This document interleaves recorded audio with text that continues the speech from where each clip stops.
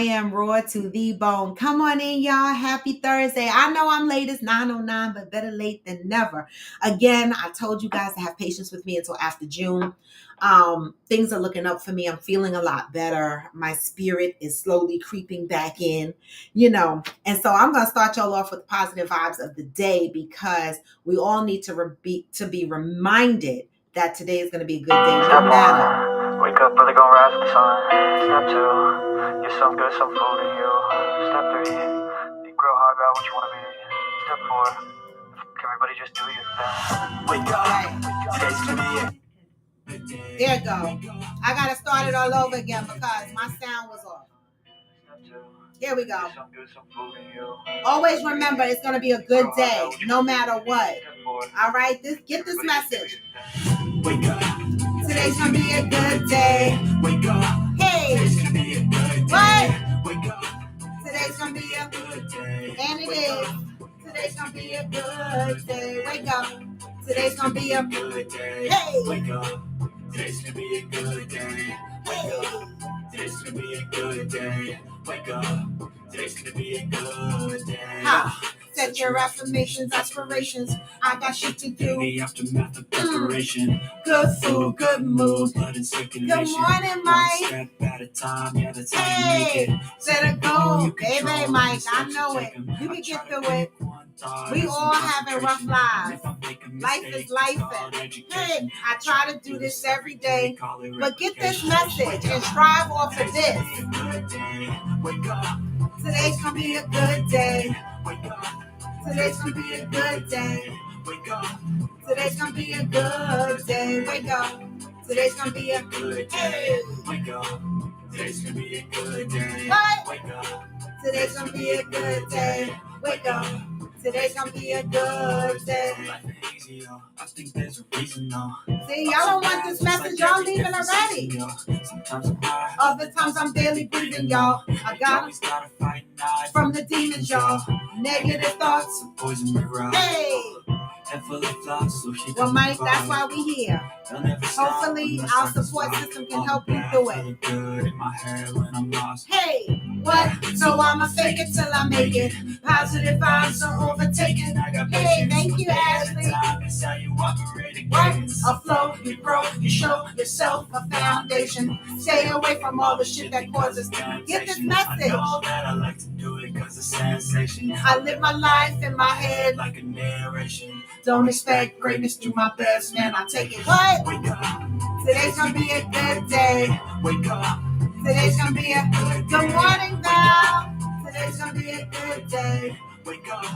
Today's gonna be a good day. Wake up. Today's gonna be a good day. Wake up. Today's gonna be a good day. Wake up. Today's gonna be a good day. Hey. Wake up. Today's gonna be a good day. Step 2, take steps, y'all. It's gonna be a good day. Hey, good morning, good morning.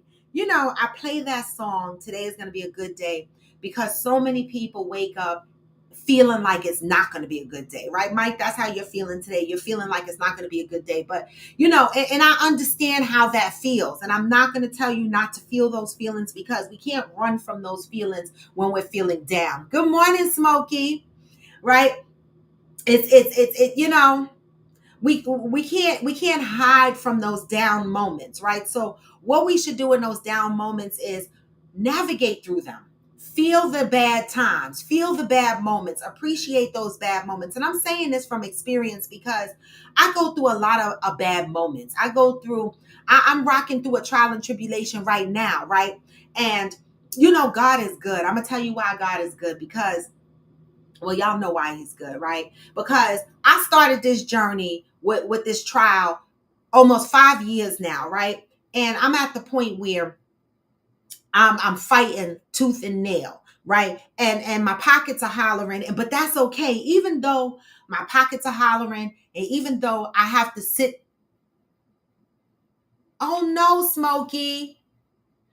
Oh, send her my well wishes. Definitely send her my well wishes. We're just talking about having bad moments, right? And let me tell y'all something. I have come up with so many ways of coming up to fulfilling my financial burden that I have with this trial that I got coming up in June. But you know what? God is good. I'm going back to that because there was a moment in the beginning when I didn't think I could come up with this money, right?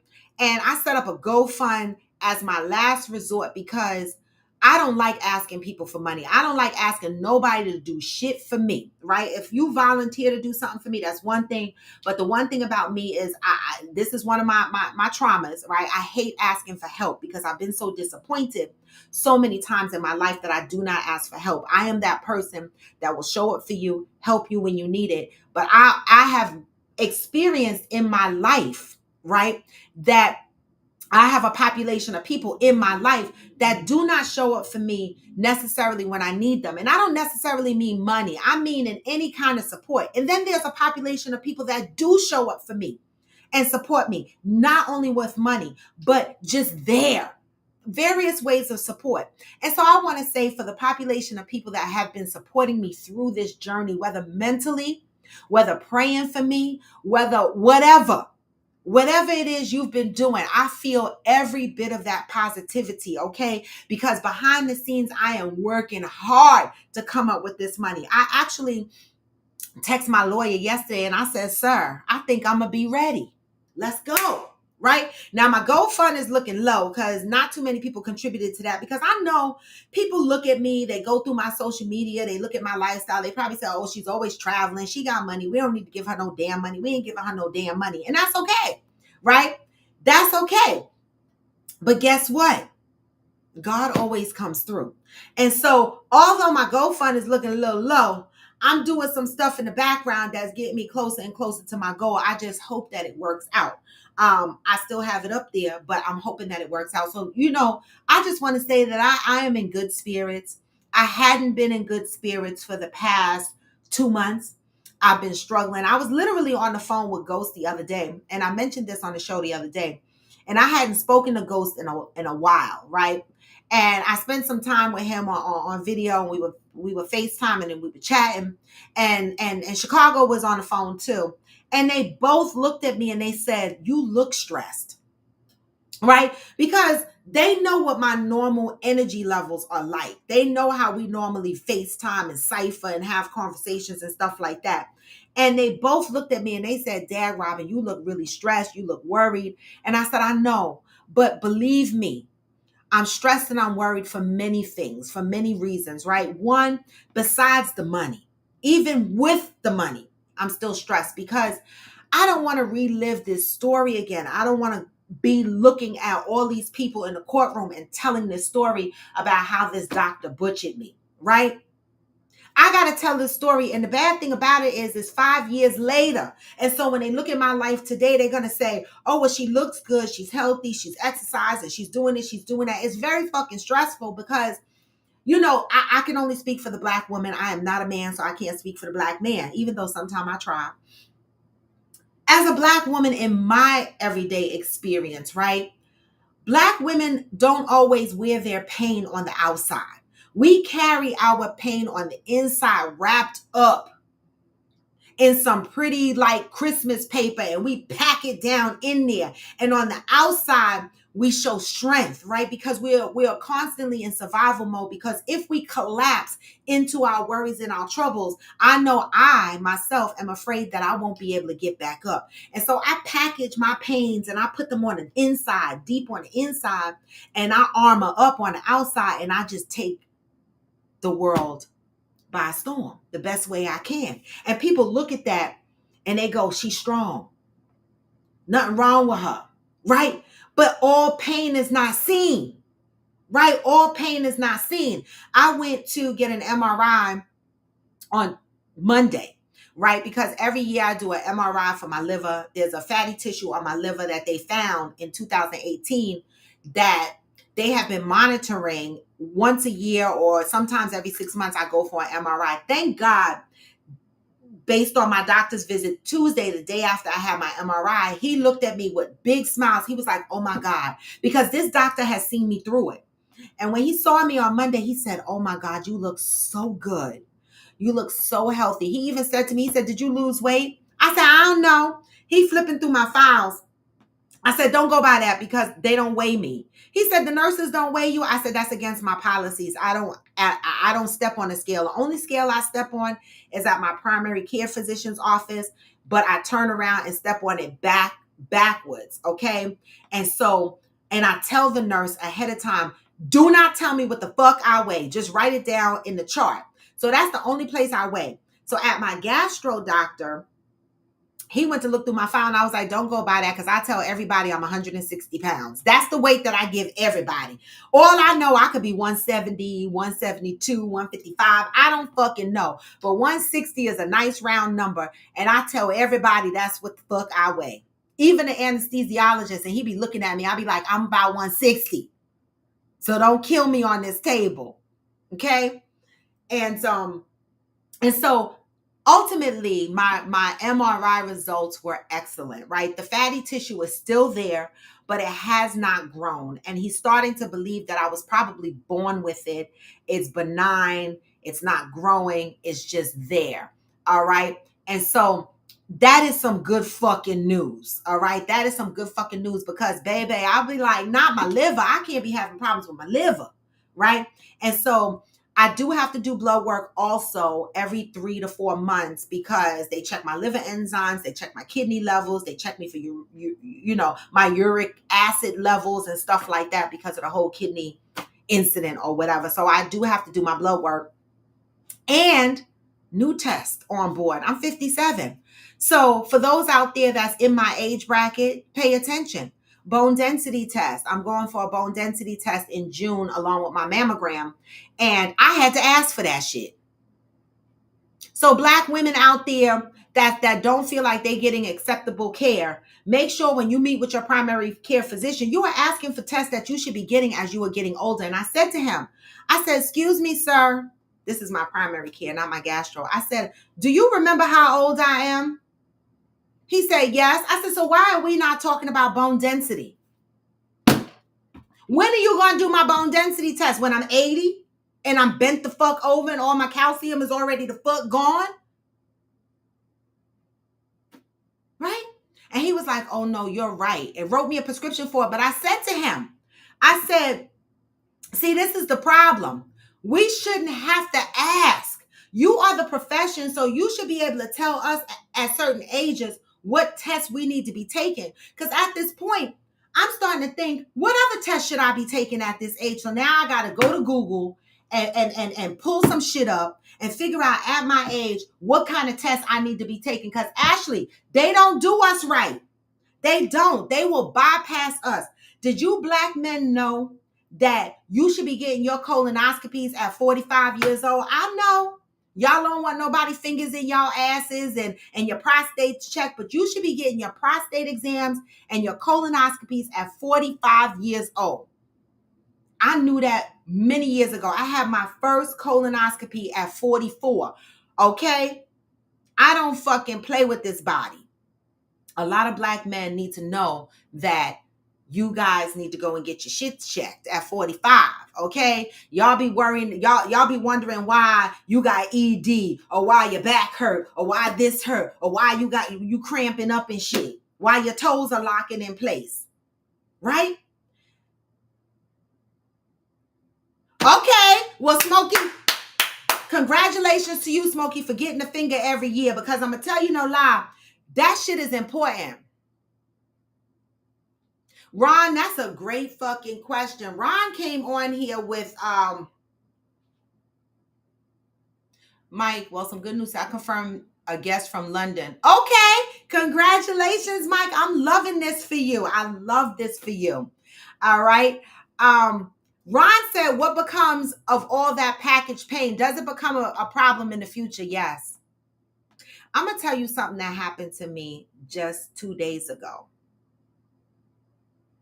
Can we please not say the finger? I'm going to tell you something that happened to me 2 days ago. Ron asked the question of what becomes of all that package pain that you're holding inside, right? Nicely packed. Does it become a problem in the future? Yes, my pain shows up And it was highlighted to me 2 days ago. It was. And I've been thinking about that shit and marinating on that shit. And I'm like, somebody else saw it. Nobody else has brought this to my attention. But this one person said to me, why every time I talk to you, I promise you, this is the conversation that happened 2 days ago. Why every time I talk to you, you don't maintain eye contact? That's what was said to me. You look there, you look there, you look everywhere. And this person, when they're talking to me, they look me dead in my face. They don't, and I be all over the place with my eyes, right? That's how my pain shows up, Ron, right? I have a hard time with eye contact with people that I really care about. Like, I can eye contact a motherfucker I'm about to fight. I can, because I got to, right? So something inside of me tells me, keep your fucking eye on this motherfucker that you have an argument with. But when it comes to people that I care about in my life and we're having a deep conversation or just some kind of conversation, I look everywhere else because you know what? I hide my pain in these packages, and I feel like eye contact for me exposes me to vulnerability. I have a real issue being vulnerable. I know that. That is trauma, right? Because I've never really had a space to be vulnerable, honestly. It's hard for me to be vulnerable with a lot of people in my life. Because a lot of people in my life, they grew up in toxic environments where they too were not allowed to be vulnerable. I promise you, my mama is one. It's hard to be vulnerable with my mama because she'll be like, oh, okay, whatever, or something. And you'll be like, what? Did you even hear what I said?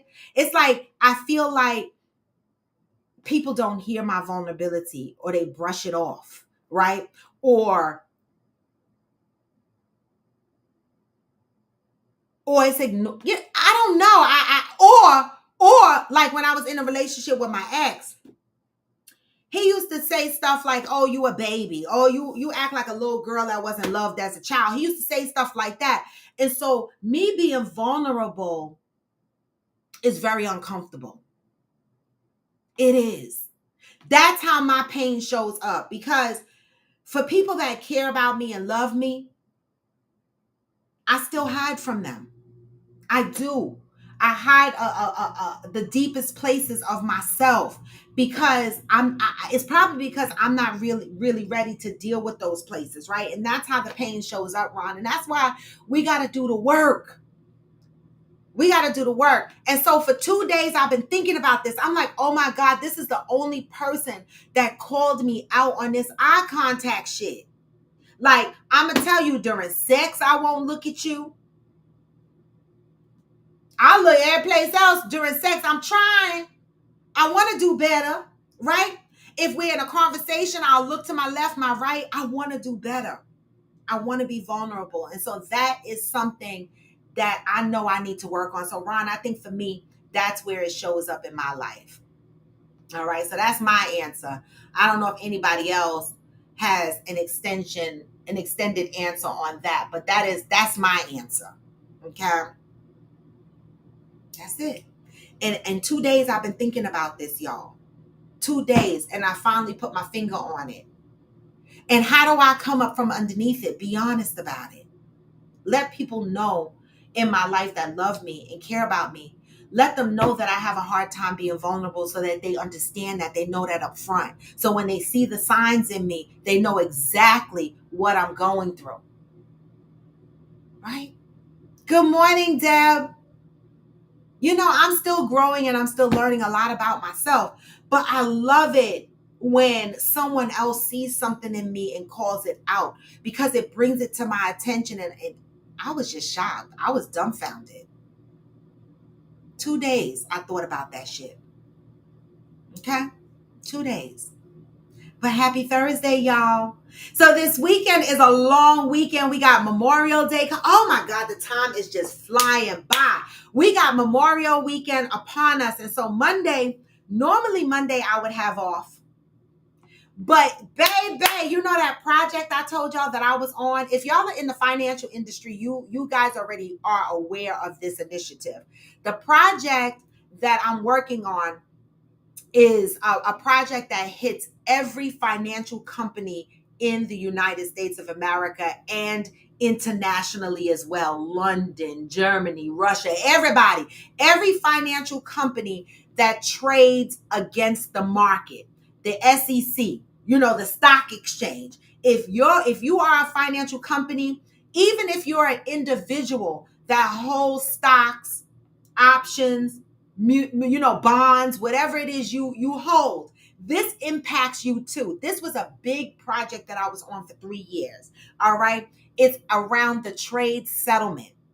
Okay, so if anybody has options or stocks or whatever, when you sell your stocks, right, today in today's exchange policy, right, it's trade settlement plus 2 days. This is what I do for a living, okay? That means that if you sell your stocks, your money and your transaction, whether you sell, buy, whatever, your transaction will happen that day plus 2 days, and then it will execute, right?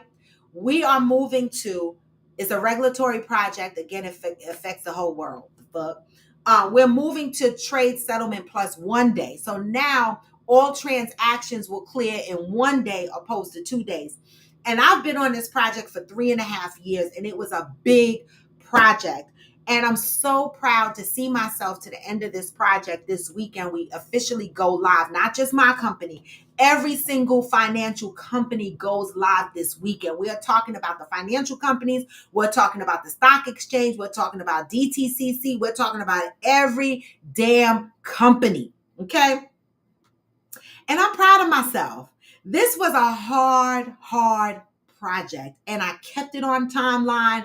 I kept it without major escalations, and the project is executing this weekend with no issues in sight.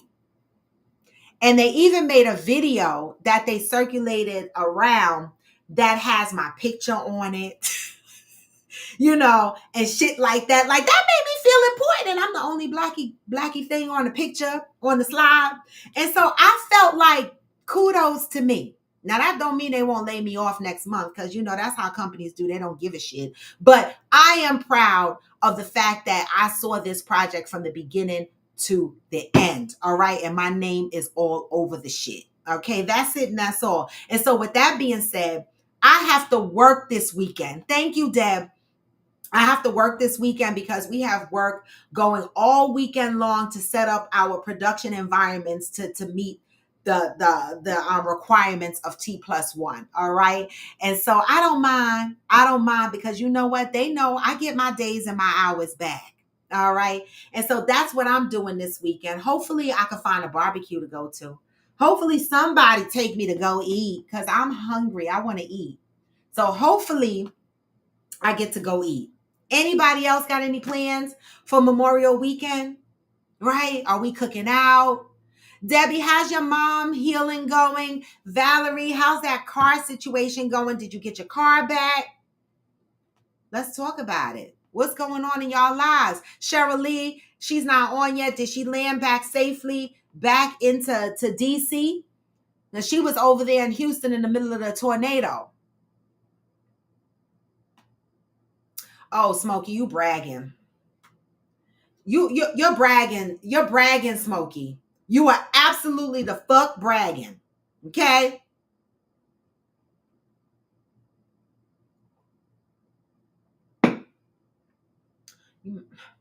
You're bragging.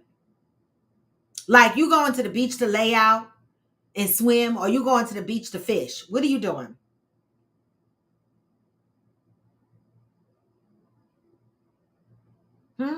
Oh, and I want to say, for the Friendsgiving in November, I know, don't say my bad, because you knew I was going to be in my feelings over that, but that's all right.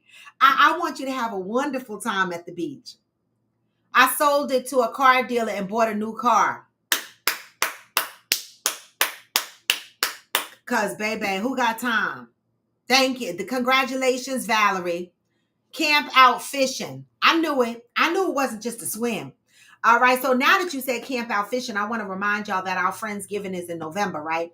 And our Saturday activities, I already spoke to Ghost about it, and I volunteered Smokey.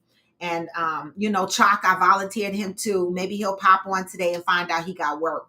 And I don't even know because Chalk is not coming to the house to stay the weekend, so he hasn't said anything. But hopefully he could drive up on Saturday because I'm putting Smokey, Ghost, Chalk in charge of our Saturday fishing activities. Smokey, I hope you know about it. I'm not sure if I told you, if you were on here when I said it, but Ghost was like, that's no problem. And I was like, okay, because Saturday, you know, every Friendsgiving, we're going to try to incorporate new activities, weather permitting, of course. If the weather is good, Saturday morning, we plan on having activities and shit out on the beach. Now, Ghost said that the guys will go out to the beach earlier than the girls and they'll set up the grill, the fishing poles and shit like that. Then the girls will come out there and we got our games and shit. We got our drinks and shit like that. And we're going to spend some time playing our games and shit. I got out games that we need to be playing on the sand. Right? You don't have to lay in the sand and no shit like that, but we're going to have some fun outdoor games. All right. And so that's our Saturday morning activity. Hopefully we catch some fish and somebody know how to scrape the scales off of it and cook that shit. But if we don't, it's still fun, right? And so that's the plan for, I have not put together the itinerary yet because we're still early, but I will put together the full itinerary for Friendsgiving in November. That is where we go to Galveston, Texas, and Houston, and we do coffee with friends from there, all right? And so, Smokey, I wanted to make sure that you are aware. Oh, the engine was modified. You know, I want to get a new car too, but my car, listen, Lincoln called me. Yes, thank you, Smokey. I appreciate that. I was hoping you said that. Good morning, Mother. I was hoping you said that. Nut, you don't have to eat the fish, all right? Okay? But I'm hoping we catch some shit because I want to taste what a fish tastes like right out the fucking water, scrape the scales off and throw the shit on the fire. I want to see what it tastes like. I watch a lot of Naked and Afraid. I don't know about y'all, and they be putting the fish right on the fire. They don't even clean the shit. And they be like, this meat is good. I want to experience that. It's too early to say, Valerie. This is Texas. We cannot predict the weather this far in advance. Now, if we go by the weather that we had last year, it was pretty nice. It was 70s, you know, sometime 80s, sometime a little lower than that. Sometime it was 60. It really fluctuates. This is Texas. We won't know until like the week of the fuck. And even then we won't know because it could be 100 degrees in Texas and they can have a fucking ice storm. But we're going to make it do what it do. We're going to plan for Saturday morning activities, okay? So pack at least for 2 seasons, Valerie. I'm just saying. Bring some hoodies, sweaters, some sweatpants, whatever. We don't get dressed up. We don't get dressed up in the Friendsgiving house. We be walking around. That's why I love it. We be walking around in whatever the fuck we want to walk around with because none of us are there trying to be cute. We there to have fun. That's what it's about. Okay, and so thank you, Smokey, for being the Saturday fishing guide. I appreciate that. I love it. I love it. All right, guys, so I'm going to get into reading the positive vibe of the day because it's 9:37. And I've been later and later each and every damn day. Oh, Val, did you get me my leggings? I know. Val, I love you. Did you get me my leggings? You know I want them fucking leggings with the holes in it. Can you get me a pair? I swear I'll pay you. Can you listen? Just pick me up a couple of things, a cute things that you think I'll look cute in, because Val be knowing her shit. I'm still working on these Tory Burch shits, but I can't spend no money until after my trial. All right, now update on my trial. They moved it to July. You know, that gave me a little tickle in my stomach a little bit because I was like, yes, I got a little bit more time to come up with this money. Yes. Right. So that's another reason why I'm fucking happy, because I'm like, baby, June is around the corner. Give me another month. All right. And so my date for my trial moved to July, which I'm so happy because I didn't want to be so in thought about it during our Hampton celebration for Fancy K. We are going to the Hamptons. When is it? June 8th, I think it is. We're going to the Hamptons June 8th. And I didn't want this on my mind because originally my court date was like June 13th, like right after I came back. And I was like, I want to have a good time in the Hamptons. And so I'm glad that it got moved to oh yeah, send me the leather ones. I'm glad it got moved to July because I want to enjoy myself in the Hamptons, all right? Because Fancy K deserves to have a great time. Not that she wouldn't have a great time because I'm all in my feelings, but I want to enjoy and help push celebration for her as well. Okay, no problem, Valerie. You know, I'm just excited to get these leggings. The other thing that I've been doing, y'all, is you know how people act like there's no ways to make alternative money, whether it's $2, $5. No, I didn't go, Smokey, because I can't. I don't got. I have to take all my available monies for this case, and I did not go to my best friend's wedding, and I was highly depressed. I've been down for 2 months, Smokey.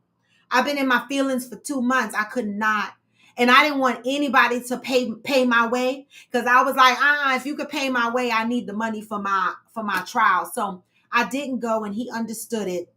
But I will be going to Austin to see him after the case and everything is over. I mean, that was the worst thing. But how can I travel and explore and engage and trying to scrape up money at the same time? It's just not going to happen. You know, unfortunately for me, the financial situation just hit me 3 months ago. If I'd have known this a year ago, I'd have been had the money, you know, so I'm really highly frustrated with this, but that's okay. That's okay. Don't be sorry, Smokey. It's all right. Life be lifing, but that's all right. That's all right. Good things are going to come. All right. And so I'm still in the fight, y'all. I'm still in the fight. And so I'm going to go ahead and read these positive vibes for the day. May 23rd, today is Thursday, and y'all know that May is the month of acceptance.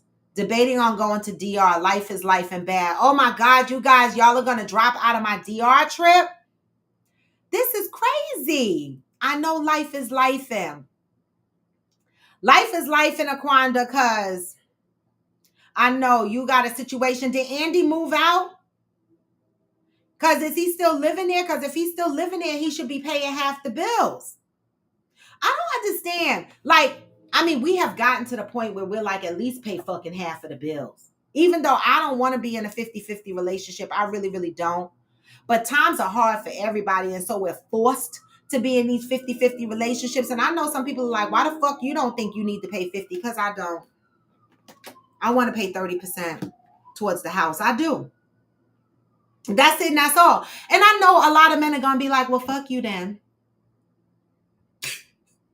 Because life is hard. But I know they could do it. I know they can. I have faith in our men. I do. I have faith in our men.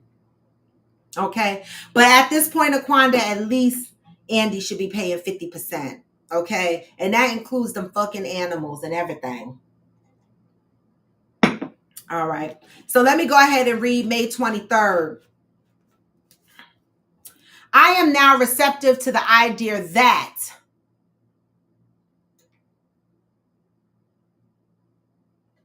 wait, what?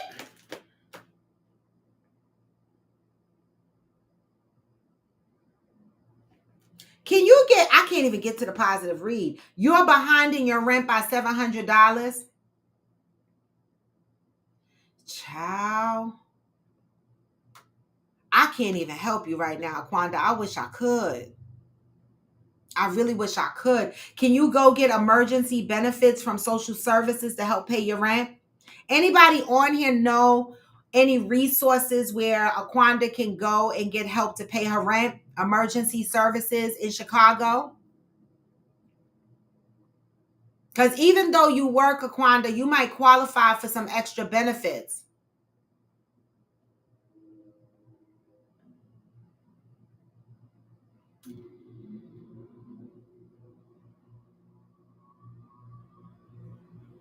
Anybody know? Oh, okay, you're going to call social services to try to get some help with your rent? Because, I mean, it's got to be some place that, listen, there's got to be places like you can go to your local churches. I know Right. I was gonna say, Smokey, yes, the church, right? I was gonna say my girlfriend in Atlanta, she ran into a homeless situation once before in her time.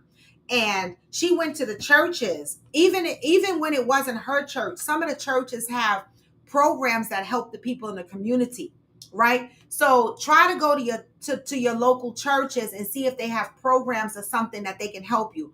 Also, they have places like food banks and stuff like that where you could get your groceries from. Listen, don't let life to a point where you are ashamed to ask for some damn help. I know I'm the one talking because I never like asking for help. But baby, I went to work yesterday and I was on a bus and I saw a long line of people online at a food bank. And I said, baby, if I lived here in Newark, because my office is in Newark, New Jersey. I do not live in Newark, okay?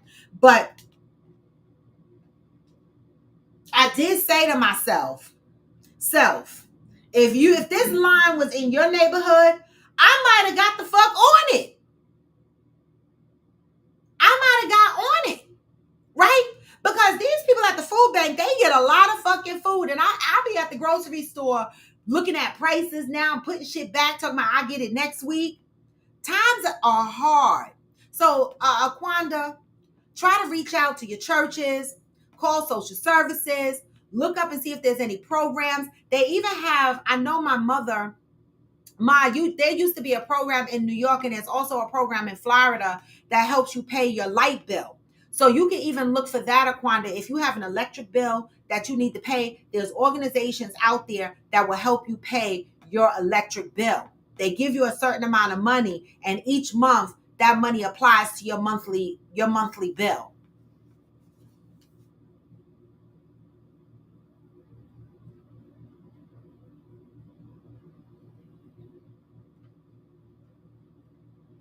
You called and emailed who? Aquanda. Oh, it's raining outside. You called and emailed who, Aquanda? Anybody know any resources in Chicago where someone can get help paying their rent? It would be awesome information.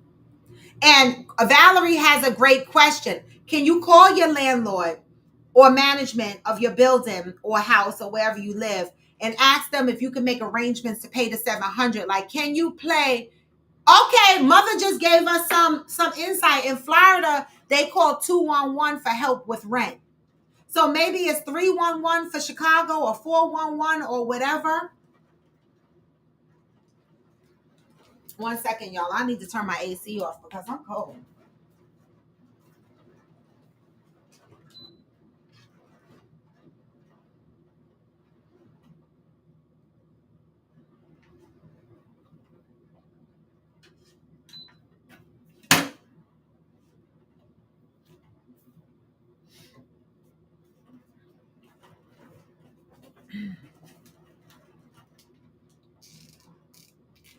Oh, okay. It's 211. Happy Thursday, Phyllis. Good morning. Okay, so it's 211. So Aquanda. Oh, 311 here. All right, well, Aquanda, make the call. The fuck? Call everybody you can to get resources. We're looking for resources in Chicago that will help pay your rent.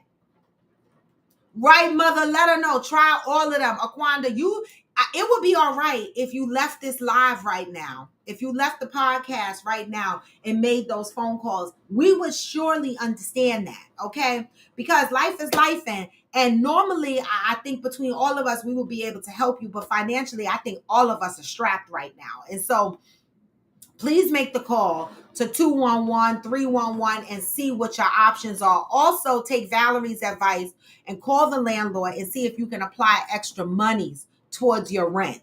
Okay? Like maybe an extra $100 or $150 or something. Good morning, I am Jacinta. Your appointment is at 9:15 for what? For social services or someone you called at 311? I need details. Like, I don't know. Thank you, you broken. I appreciate that. You coming here representing. Thank you. That's what I'm asking. Aquanda is not answering. Do I need to put the fucking guest link up here so she could talk? Because I don't understand. What's the appointment for? I am Jacinta. Aquanda needs some assistance with her rent. She said she's going to be $700 behind after the 29th. And so we're looking to help her with resources as to where she can go or who she can call to try to get rental assistance.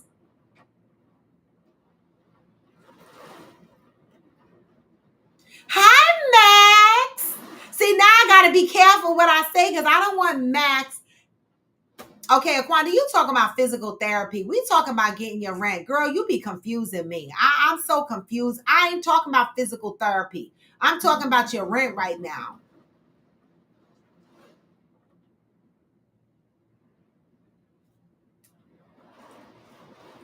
Like, you come on here telling us about your rent, and how'd you switch to physical therapy? I need you to stay focused.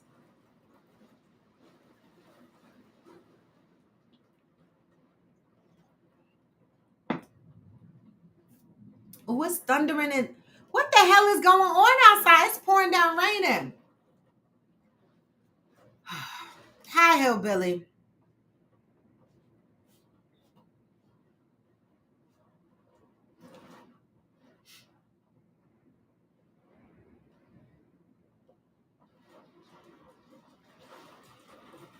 All right, I'm gonna go ahead and read the positive thought because I'm exhausted already. May 23rd. May is the month of acceptance. Hillbilly, we're trying to find resources for Aquanda as she's going to be behind in her rent. No, right, but yes, I did ask what appointment you had, but I didn't expect you to say physical therapy when we were talking about your rent. Yes, Debbie, that's what we're understanding now. She had the existing appointment for physical therapy, but afterwards she will seek assistance. I get it now. Oh, okay. I am Jacinta said Chicago has a rental assistant program. So if that's the case, Aquanda, then get on it. The fuck? Try to get on it. Because listen, okay, Hillbilly. See, people are coming in here with suggestions. So we got the city of Chicago has rental assistant program. Okay. Valerie said, Aquanda, reach out to Angel because Angel does property management and stuff. See, use the resources on our platform. This is why I say we are a village. We support each other on Coffee with Friends. We have therapists on here. We have life coaches on here. We have HR executives on here. Okay. We have sportscasters on here. We got all kind of motherfuckers on here. Okay. Property management on here. So whatever it is you going through and you need some advice, somebody on here might be able to help you. You understand? We got actors on here. All kinds, right? The city of Chicago has rental assistance, and Hillbilly also said Catholic charities can also help. So tap into the resources that are being provided on the podcast. Okay? Yes, great question, Hillbilly. How are you doing ultimately? Like I Am Jacinta said, thank you, I Am Jacinta, for doing a mental health check on Hillbilly because he did have a major loss not even a month ago, right? Of his brother. And so how are you doing, Hillbilly? How are you really truly feeling? I know that you've been out, doing the mushroom hunting and stuff like that, but how are you doing mentally? I love that, I Am Jacinta. Yes, keep us consistent on the show. Hillbilly said 2 weeks till Mexico trip. All is well except my uncle passed. They say it comes in threes. Oh my God. Is this 2? Or is this the third one, Hillbilly? Is this 2? Because you said it comes in threes. I know your brother passed. Now your uncle passed. What we doing? Condolences. Hillbilly, you deserve every bit of this Mexican trip that's coming up for you. You do. You deserve it. You need mental reprieve. Let me go ahead and read because this morning we look how life is lifing for us on this. That's the second. Oh, Hillbilly, we're gonna hope it don't come in threes. May 23rd. I am now receptive to the idea that there comes a time when a parent must stop parenting. When is there ever a time a parent stops parenting? When is there ever a time a parent stops parenting? We're going to see. Because my son is 41 years old and I still feel like I'm parenting, right? I figure parenting is forever. I'm parenting a 41-year-old and 3 grandchildren. I always feel like a mama. I'm Mama Bear. So when is it time when a parent must stop parenting? Let's read into this. Some parents never give up. Talking to me. They never give up directing, controlling, and interfering in their grown children's lives. That used to be me. I'm better.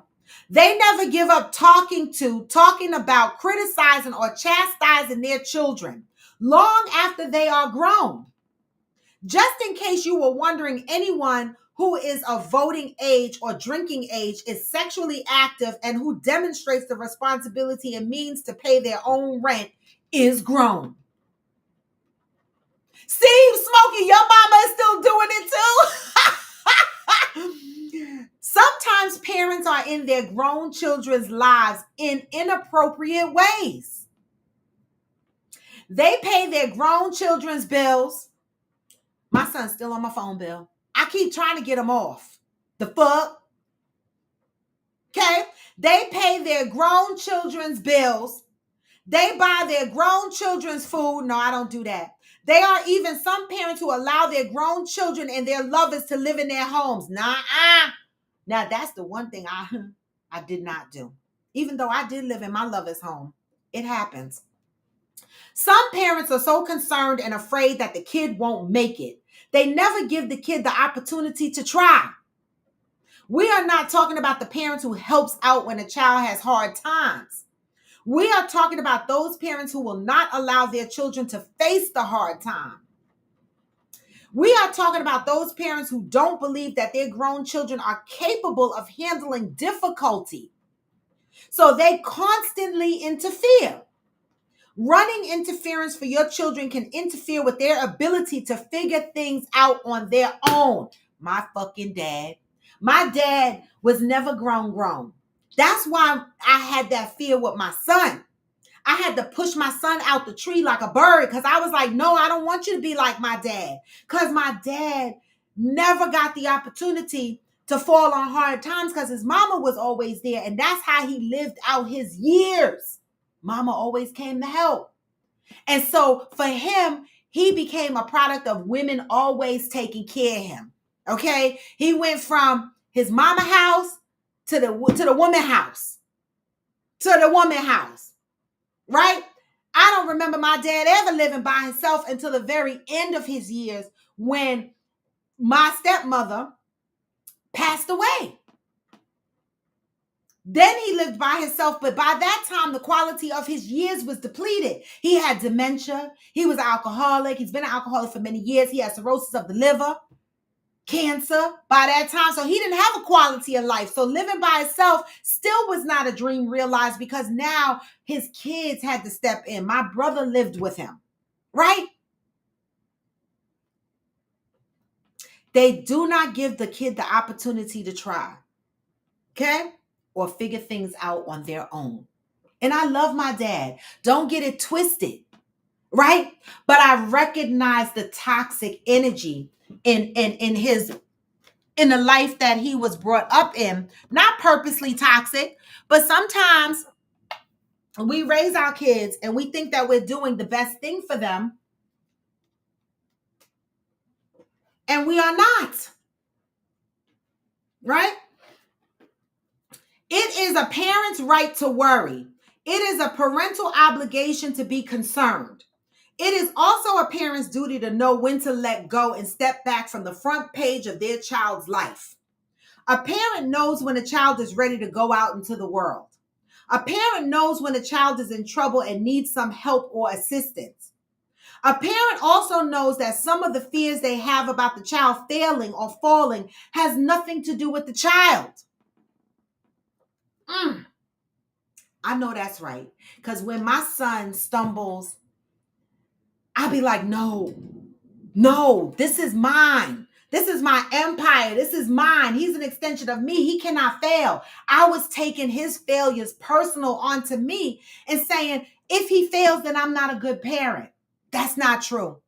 And so this is spot on for me when they say, sometimes the child failing or falling has nothing to do with the child. Sometimes we take it on personally as our personal failures, right?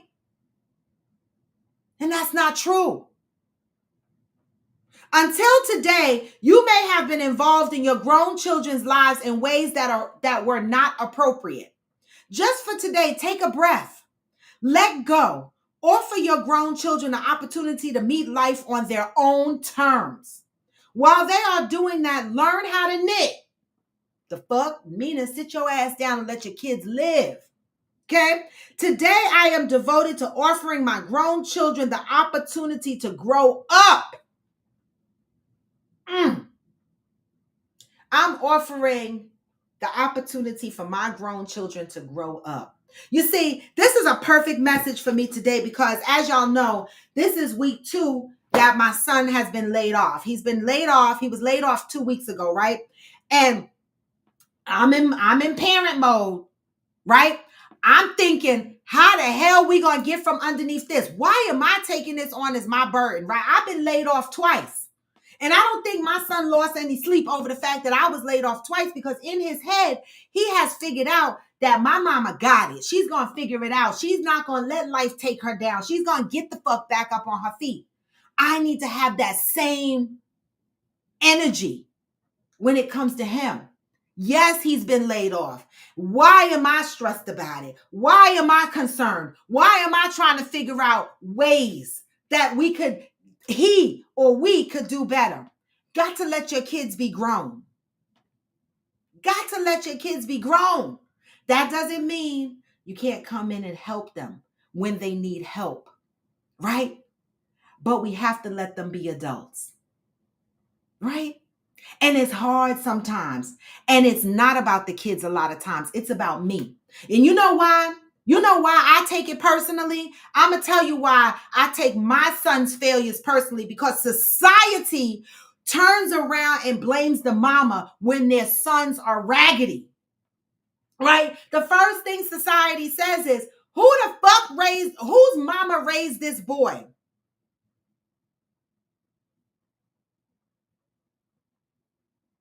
Right?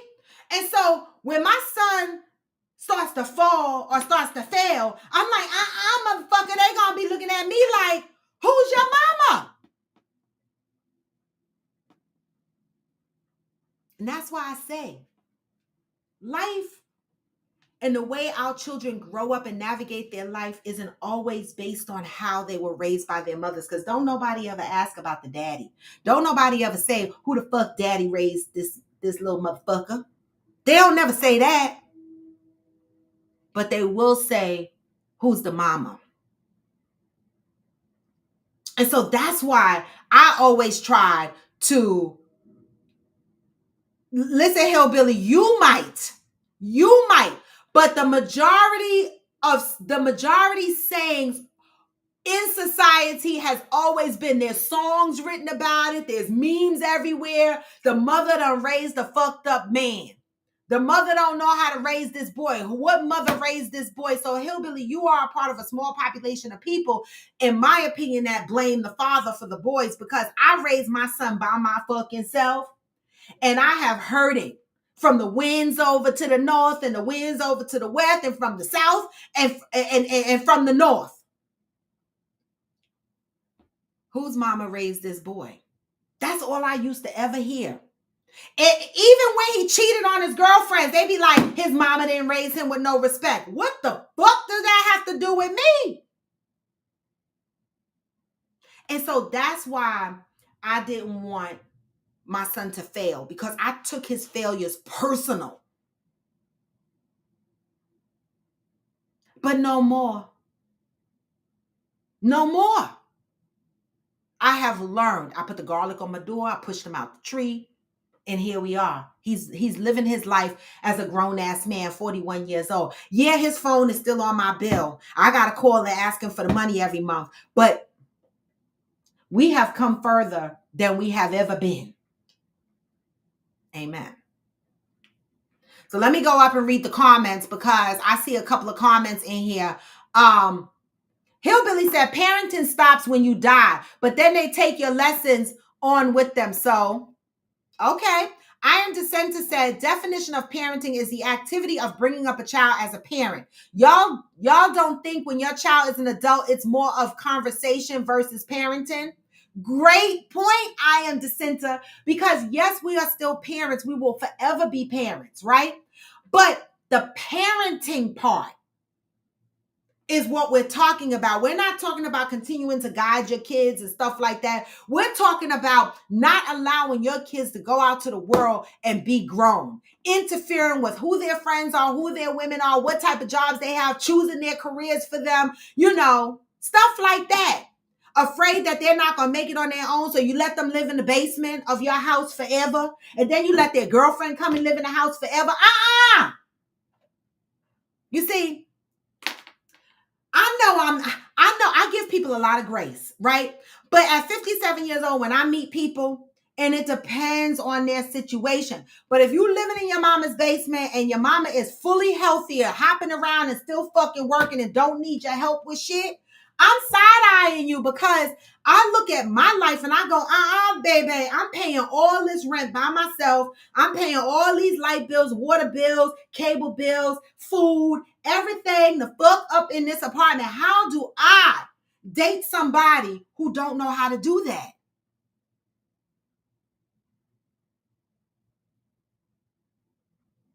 How? Or how can I date somebody that says, I can't do it, it's too expensive out there, but yet I'm doing it? Right? Because some parents overparent. They do. And I used to be guilty of that, but I had to throw him out the tree. And it was the best decision I could have ever made.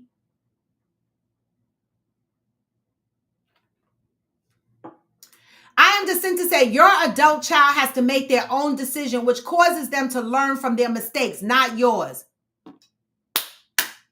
Debbie said, I think it's so imperative that we as individuals get the opportunity to live on our own and experience being responsible for ourselves, excluding disabled people. Right, because we got to give grace to those parents, those people who have to take care of their parents, because I'm going to be that person one day.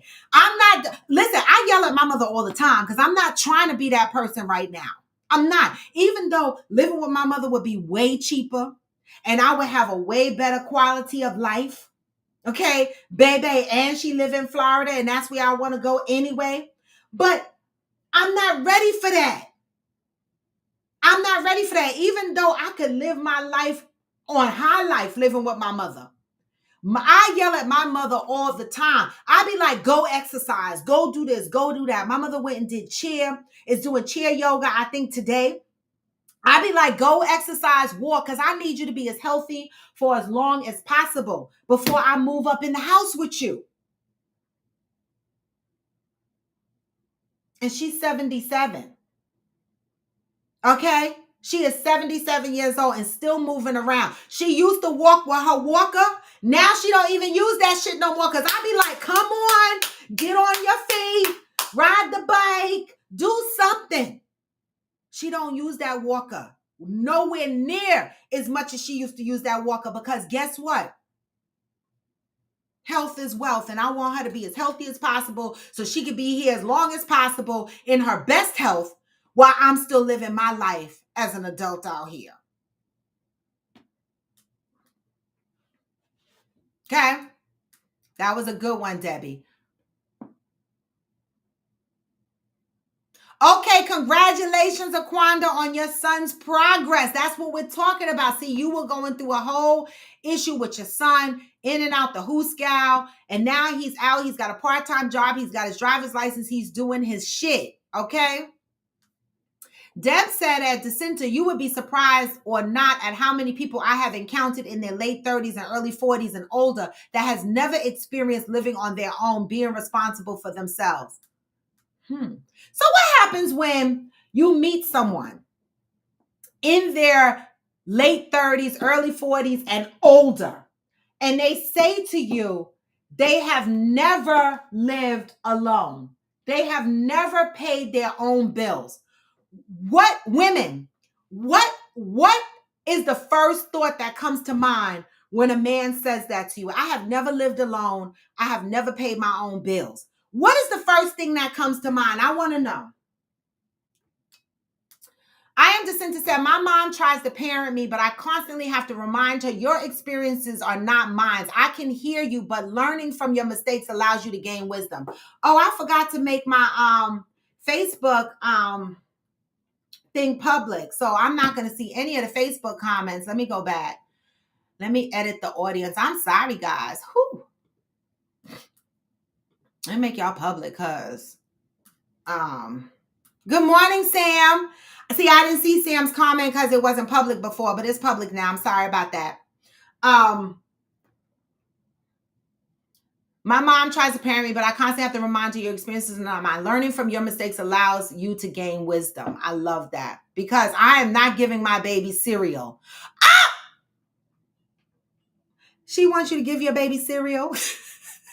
You know, that's the old school way. Your baby be 2 weeks old. We be like, give them some damn cereal so they sleep longer. Hey, Grenada.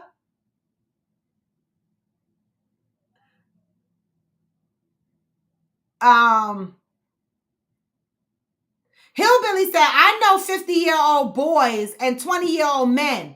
Age and maturity are not as tied together as you would believe. Not my problem, right? I mean, that's the point, Hillbilly. If the parents are over-parenting, then your child might be stuck in an immature state. Might be a grown-ass man relying on his parents because he's immature.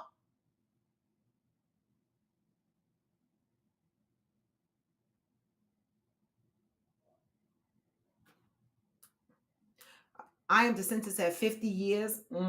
Baby, they out here. I told y'all years ago, I was dating this guy. He was a correction officer. And he told me he was living in the basement of his wife's house. They were legally separated. And I looked at him and I said, I must be boo-boo the fucking fool. If you think I'ma date you and you live in a basement of your wife's house, because y'all are still married legally. And so when men tell you that they are separated, but they live in the same house with their wife, they lying. Okay? Because I said to him, I said, oh, can I come over? Can I come the fuck over? And he said, sure. But it never went that far. I never found out because don't fucking play with me. The fuck you doing living in your wife's house and y'all supposed to be separated? That's that bullshit. Okay?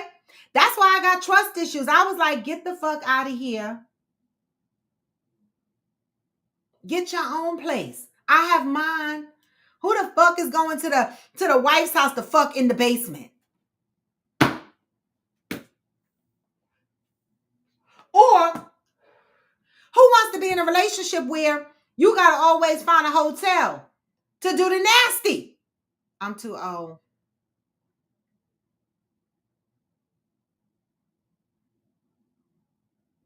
Hillbilly said either a lazy attitude or an extended family member living on family land.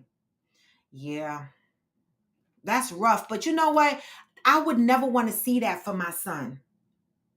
I don't. I want so much more for him. I needed him to be independent. I needed him to be able to pay his own bills. I needed him to be his own man. That's what I needed. And I needed him to need that for himself. And so at 32, 31, about that, around that age, that's when I threw him out the tree. I was like, bye. And I'm hanging garlic on my door. You got to sink or swim. Because I do not want to take care of you for the rest of your life. I will not raise a man like that.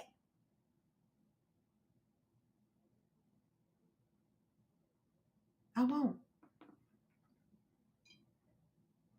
And so when do we stop parenting? When does parenting stop? You know, depending on how you define it, we are always parents. But the parenting portion, the paying of your children's bills, right? them living in your house, bringing in their girlfriends to live in your house. When do we stop doing that? When do we teach them that they need to be on their own?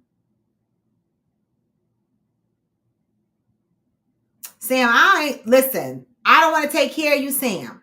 Now, you've known me for a long fucking time. Sam, we done sang together, I think. I don't know if you sang in the Hanson Place choir because I can't remember right now. But we done known each other for a long fucking time. And you know damn well I am not of the genetic makeup of taking care of no damn man. I'm not. Now, not in the way of he can't pay no bills and shit like that. Now, I take care of my man. Okay? I make sure the motherfucker eat, make sure he got what he needs and shit like that. But no, that motherfucker coming in paying for the roof over our head and working and shit like that and fixing shit. He gonna have a honey-do list. I'm gonna take care of him in other ways, but baby, ain't no way I'm taking care of a baby man. No way. Hillbilly said, I need my daughter to live life with as many experiences as she can. It's better to wear out than to rust out. I love that. I am Jacinta. Actually, no. Do you blame yourself for some of your son's failures? No, I don't. I was disappointed. I was hurt. I didn't blame myself. Other people might have blamed me, but I knew I was a good parent. Thank you, Sam. The fuck? I knew I was a good parent, right? I was that parent that operated through all of my fears. I ain't staying with a motherfucker for nothing. When my baby daddy got on crack, I left because I went into protection mode for my child, okay? Even when I was almost homeless and begging for food and running extension cords for light, okay? I still was focusing on the best care for my son, okay? I finished my education, okay, to make sure that my son could have a good life and he didn't have to be raised in the ghetto. Okay, I sheltered him from being in environments where he didn't need to be, and I didn't ask anybody else to help raise my child. Okay, so I knew that I was the best parent that I could have been, right? But along with parenting, we have society, we have friends, we have other influences that come in, and when you are a working parent, you don't have as much time to spend in the house with your kid. And that was one of the downfalls in my house. I don't blame me for that because I had to work. I had to work. So where I was raised as a latchkey kid, you know what a latchkey kid is? The motherfucker that got the key around their neck. You know when to come home. You know how to fix yourself some raviolis and shit like that and sit the fuck down. I raised my son as a latchkey kid too because I was a single parent. And so he came home, he knew how to heat up some food and he did that shit. But in the process of that latchkey experience, other external influences came about. But you know, I am Jacinta, when I look back at my life and I look at my son, what the road that we went through and the 2 jail bids that he did, and I look at him now as a family man, a career man, paying his own bills and managing. Let me tell you something. It was a blessing when my son came over here last week and he dropped a chunk of money on me. I know he can't afford it. And you know what he said? He said, I'm glad I could help you in your time of need because you have always been there for me. Right? And he knows that the chunk of money that he dropped on me, I will give it back because I'm good like that. I don't take nobody's money unless it's a donation. Right? But you give me a chunk of money and I know you need it back, you will get it back. And he gave it to me. No job. Laid off. And gave me a chunk. When I say a chunk of money, he gave me almost all he had. And he said to me, I feel good that I'm able to turn around and help you in your time of need. And so, baby, with that, I did a fantastic job. I don't blame myself for anything. See, I when I pray in the morning, right? One of the things in my prayer is I thank God for all of my trials and tribulations. I thank God for all of my experiences because they have built me. They have made me who I am today.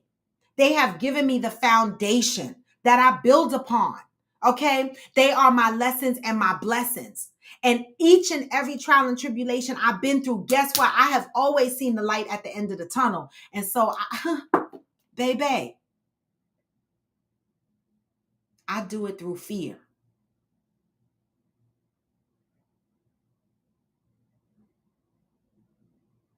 Thank God. And I live here by myself. I just said to the maintenance man in my building, I said, man, the people next door had moved out and they were only here a couple of months. Good morning, Mo. Look at my boo. Hey, Mo. I just said to my maintenance man, I said, man, people are moving because they can't afford to live here. They leave and go into other states and shit like that. And he said to me, this is one of the cheapest. Like, I live in my apartment. I love my apartment. I've been here. I'm in my 5th year. But baby, all these apartments around here are expensive. And he said, right now, you've been here a long time, so you got the lowest rent in town. And baby, when I tell you my rent is not low, because these motherfucking rents over here are $3,700. How are we living and surviving? So for me, there's no damn way that I'm going to pay all the bills that I pay and get with a man that don't know how to pay none. It won't work for me.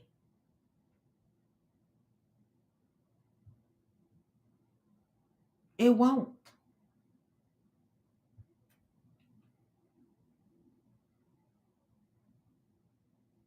So pay attention to your parenting. That's the message for today, y'all, right?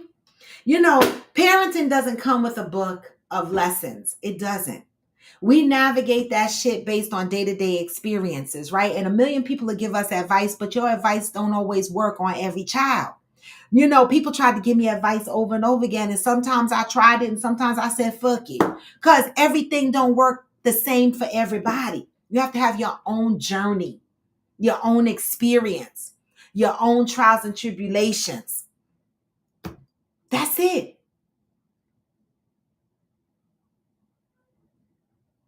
And so that's the message for today. Hillbilly, you said, I feared failing, but I don't blame myself for any of her failures.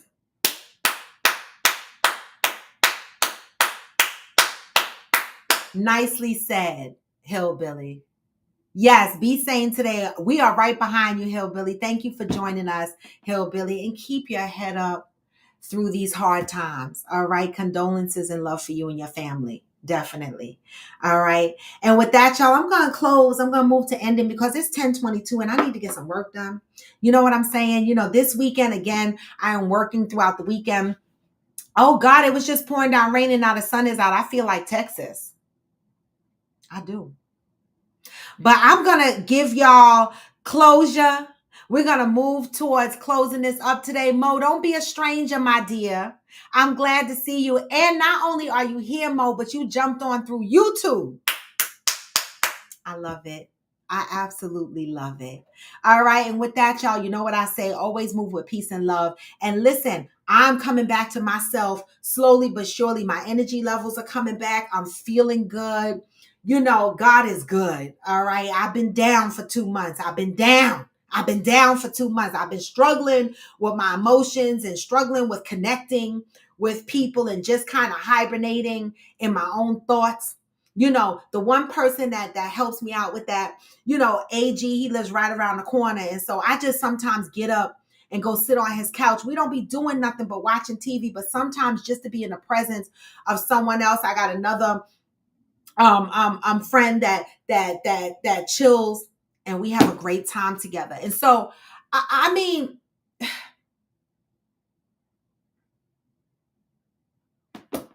people need people, right? But I'm feeling better. I'm getting back in my spirit slowly but surely. And the next couple of weeks, hopefully it'll be even better. I want to be able to come on here in the next couple of weeks and be like, baby, I got what I need and I'm ready to fucking go.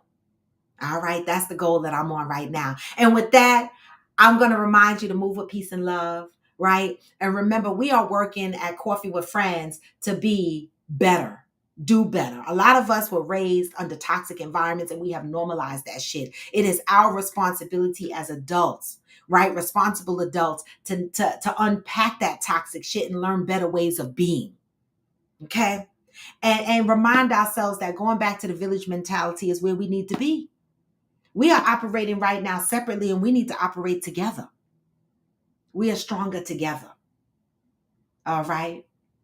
And with that, y'all, I'm going to send y'all out with the positive vibes because you know what I say, even when you feel low, you can still go. Right? You know, I give y'all positivity all around. Even when you feel low, you can still go. Get this message. Even when you feel slow, you can still go. And you can. Even when there's no hope, you can still go. I never answer to no, man, I still go. And I don't, y'all. This is Coffee with Friends, and I am Royalty D-Bone. Come back tomorrow, y'all. Freestyle Friday.